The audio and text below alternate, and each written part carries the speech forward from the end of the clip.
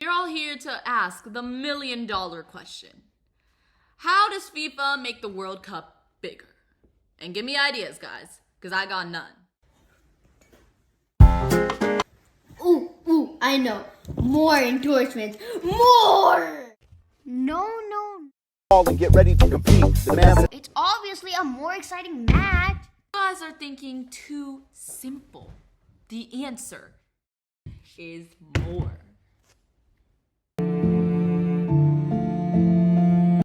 Gentlemen, what if, now this is just an idea, what if we make it more like the Super Bowl?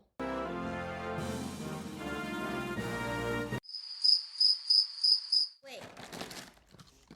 Who's inside this guy? Hold on.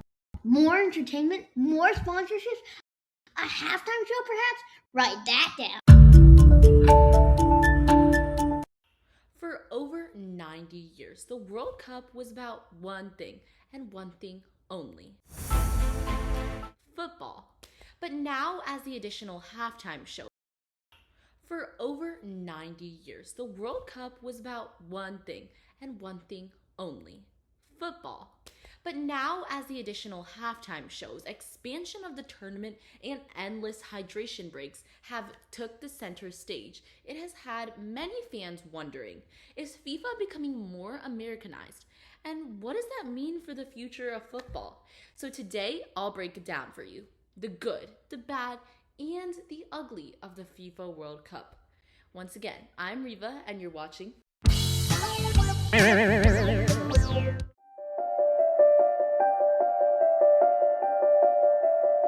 For decades, the World Cup had no halftime entertainment. It had no heavy commercial focus, and it certainly didn't have quite as many matches. And these are only some of the controversies that are circulating around the 2026 FIFA World Cup. Now, all of these changes weren't bad. Some fans love the increasingly American-style entertainment paired with FIFA's riveting matches, but other fans didn't seem to like it quite as much. For those hardcore football fans out there, this shift was unusual and even uncomfortable to watch.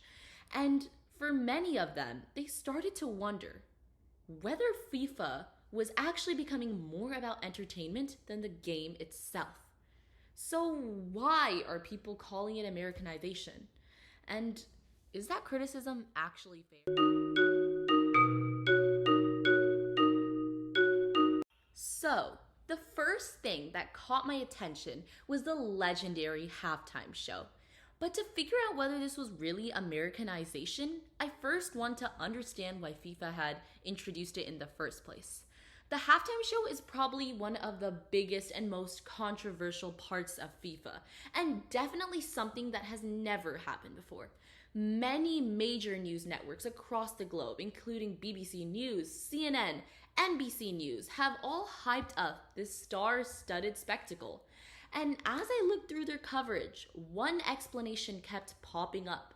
Many state that FIFA introduced the halftime show in the hopes to attract casual viewers who didn't necessarily watch football, but according to many analysts, were in love with the artists that performed. And according to many studies, this halftime show concept was actually taken from and inspired mainly by the American Super Bowl.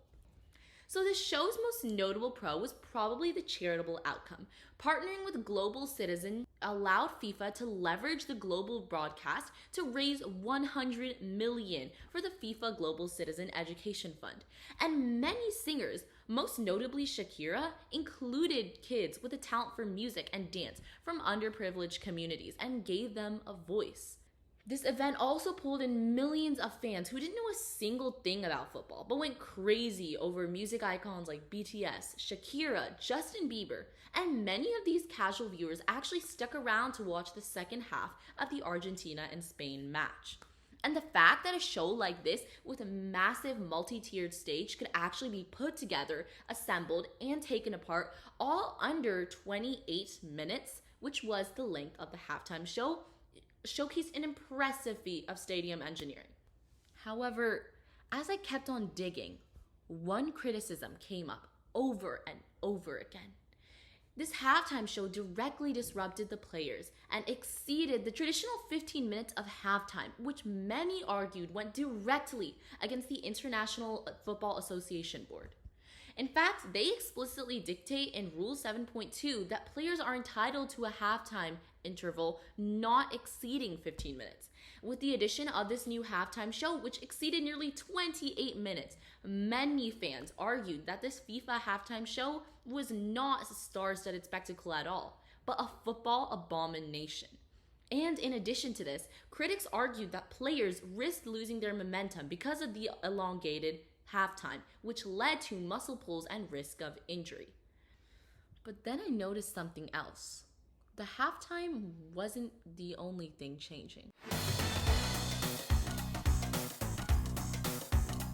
Looking into the halftime show, I started to wonder if it was just one-off decision. I mean, it had to be, right? Or was there something much bigger happening that none of us even knew was going to come our way? Because FIFA, while it did take the center stage this year in its amazing triumph with so many different matches, we can't ignore the fact that it's becoming more and more commercialized. And I started to wonder whether this change was just a coincidence or part of something much bigger. So let's break it down. As we all know, the infamous hydration breaks, our ever-growing sponsorship presence, have taken the front stage in terms of cons when it comes to the FIFA 2026 World Cup. This new influx of ads and sponsorship breaks have got many wondering just how much FIFA is willing to compromise on game time for commercialization. Hydration breaks were first introduced in 2014 for protecting players from dangerous and tropical heat. However, FIFA has recently started capitalizing on these breaks, flashing all sorts of logos in the name of athlete safety. One of the most famous encounters we all remember was the opening match between Mexico and South Africa at the 2026 World Cup. Fox Sports actually missed the live game restart because they were still airing a full-screen commercial package during the hydration break. Oops. And according to ESPN, FIFA's hydration breaks created 250 million ad profit turnout for TV broadcasters. And while FIFA defended these breaks, the article highlights that they functioned as American-style tactical timeouts that actually ruined match momentum. And while FIFA's hydration break intent isn't necessarily bad, the amount of monetization it has led to has faced severe backlash from many fans who complain that while trying to fulfill investors' wishes, it's actually losing its soul. But then I found another example: the infamous rising ticket prices.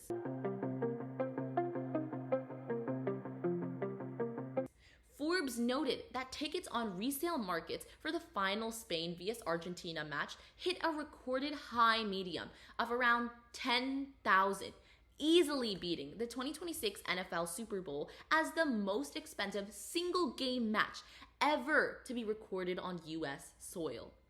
And these high ticket prices also allowed FIFA to smash their financial goals, earning a staggering $15 billion in revenue. However, not everyone shared the same financial bounty. While FIFA walked away with billions, local taxpayers in several US cities were left facing a collective $250 million budget deficit due to operational costs. This was because FIFA recently introduced a new concept for this World Cup called the franchise model. And in this, FIFA basically kept 100% of the revenue while forcing the host cities to rely on taxpayer money in order to cover logistics and traffic costs.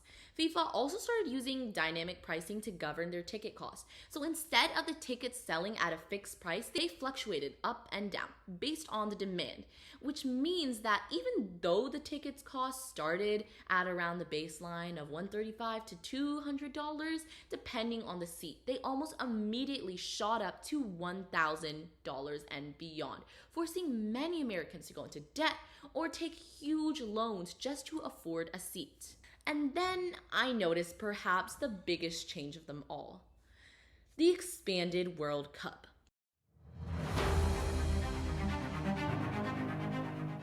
This World Cup is perhaps one of the most exciting and unpredictable games in history, and part of that goes to the new influx of teams that have joined and competed for the first time in history, giving birth to some of the most incredible and unprecedented matches that this world has ever watched. And while critics say that the expanded number of teams was purely FIFA's monetization tactics coming into picture, and that too many teams diluted the quality of the game. However, others argue that the larger tournament gives more countries a chance to compete on the football's biggest stage in the world, making the World Cup even more global than before.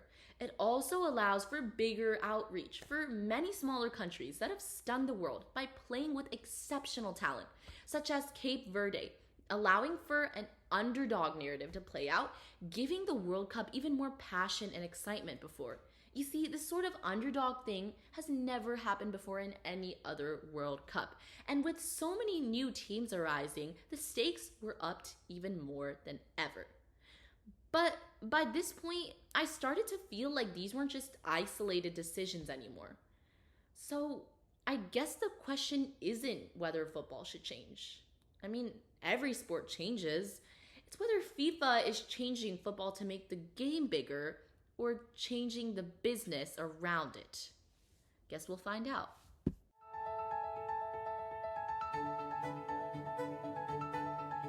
Football, just like any other sport, has always evolved and will continue to do so. And after looking at the halftime show, the sponsorships, and the ticket prices, and the expanded tournaments, one thing became clear. This isn't just one controversial decision. It's a much bigger shift in how FIFA sees the future of football. And the question isn't really whether this change is necessarily good or bad. It's whether the growth of the sport starts changing what people loved about it in the first place. And when that turning point does happen, what will football fans decide to do to it? Embrace the change or push back? And is this simply football evolving with the times, or is it becoming something entirely different? Let me know in the comments below. Until next time, I'm Riva, and you're watching Just Advice. If you like the content I'm creating, then please make sure to hit that like and subscribe button. And don't forget to hit that notifications bell as well while you're at it so that you'll never miss out on a new video of mine. As you know, I love making these videos and I love sharing my insights with the entire world. So I hope that as I continue to learn and grow in this journey, you guys will as well. Tell me if there's any other updates or requests you would love to have. I would love to feature anything you guys would like on this channel. Till next time, I'm Riva and you're watching Just Advice.